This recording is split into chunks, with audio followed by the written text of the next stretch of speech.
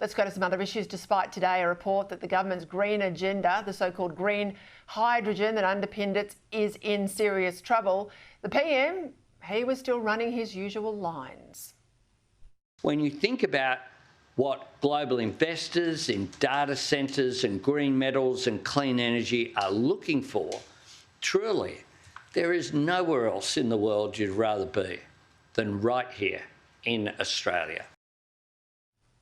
Now, the problem for the Prime Minister is the costs keep blowing out, with two of the latest projects for green hydrogen now estimated to be 4 times the cost of rival energy sources. Joining me to make sense of some of this, MST Financial Senior Energy Analyst, Saul Kavonik. Well, Saul, thank you for your time. We're told taxpayers are on the hook for some $8 billion in the last budget for green hydrogen. You and I both know that a whole lot of private investors, they're walking away. They're not putting, good money after bad with green hydrogen, but the government is, taxpayers are. Are we going to get a return for this money? Unfortunately, this $8 billion is going to go to complete waste. It's not a matter of green hydrogen being close and it needs a bit of assistance to get over the line. It's miles away from being competitive. So if you look at those numbers that have come out today, where they're talking about initial costs of $8 to $11 a kilogram, just to give an indication, that is 5 to 8 times the current gas prices, which Albanese himself has said is too high to sustain manufacturing in this country. So it's not 20% higher, it's 500, 600% higher. And even in their success case, so they're talking about in time, they can bring down the cost of hydrogen to $3 to $4 a kilogram. Let's assume the best case scenario, they get it down to $3 a kilogram according to their own estimates.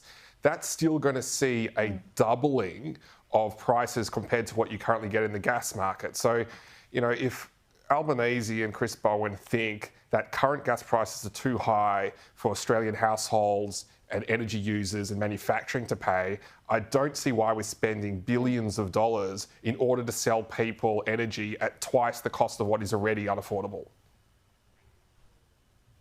I mentioned at the top of the show, Saul, what's happening in the UK. Miliband today saying that they want a whole new nuclear golden age, right? We can't even have a debate here about lifting the moratorium.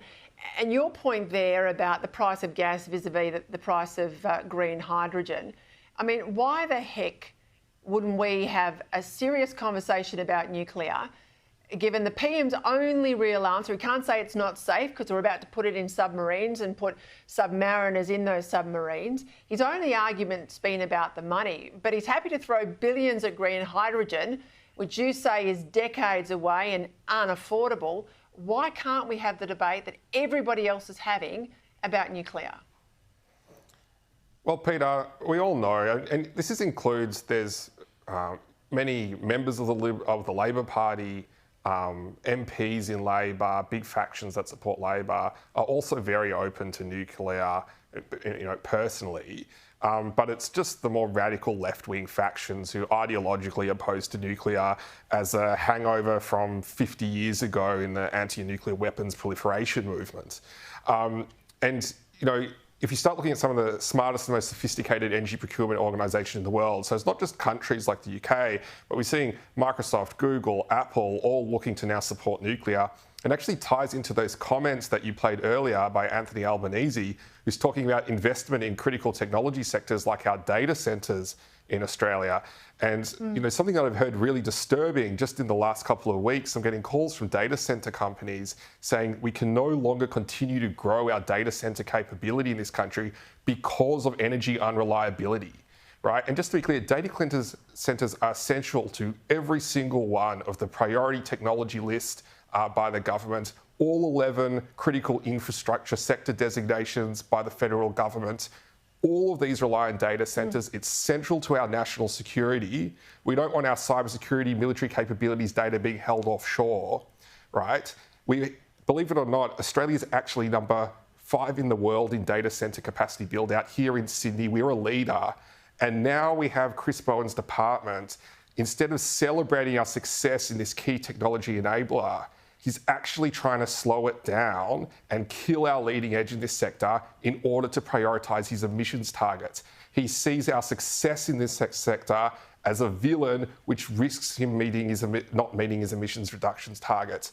And that's a huge issue. We shouldn't be shutting down critical industries in order to meet emissions reductions targets. And if you look at the way around the world, coming back to what you were saying, all over the world, one of the reasons that nuclear is taking off again is to support data centers and technology and AI and cloud computing and all those industries of the future.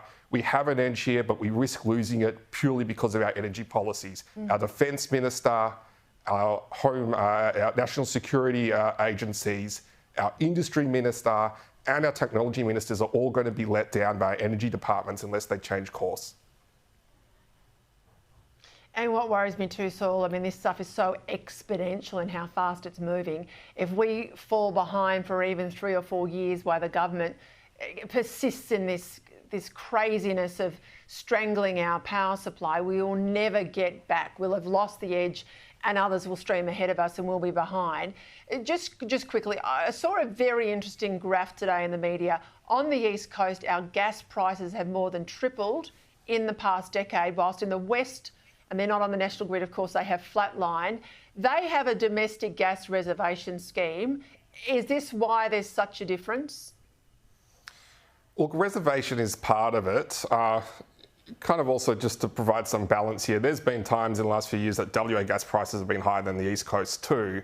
But I think it is fair to say if we had reservation put in place for the East Coast gas market when the LNG projects were approved, keeping in mind they were all actually approved without a reservation policy under the Labor government about a decade or so ago, we probably wouldn't be in as high a price market we have now. The issue you have when you come to today is it's very hard to retrospectively now impose that policy. And so it really limits your options in terms of what you can do going forward. And so that's why reservation going forward as a policy, to apply it prospectively is going to take years to actually have an impact, and to apply it retrospectively is going to result in essentially flipping over one of the main projects up in Queensland, damming relations with the Koreans, the French, the Malaysians, who've invested on that basis. So this is all about making sure you get the policy settings right from the beginning. They didn't do that, and so now we've got less options, and the only real solution here is to increase supply. Fantastic report by Rystad overnight showing in an abundance scenario, we fix the approvals issues, we can significantly bring down prices and maximise exports at the same time. That's the winning strategy we should be adopting. That just means we've got to get over ourselves and all of our issues internally with approvals and get our own gas out of the ground to use here in Australia. That's the simple headline there. Thanks, Saul, as always.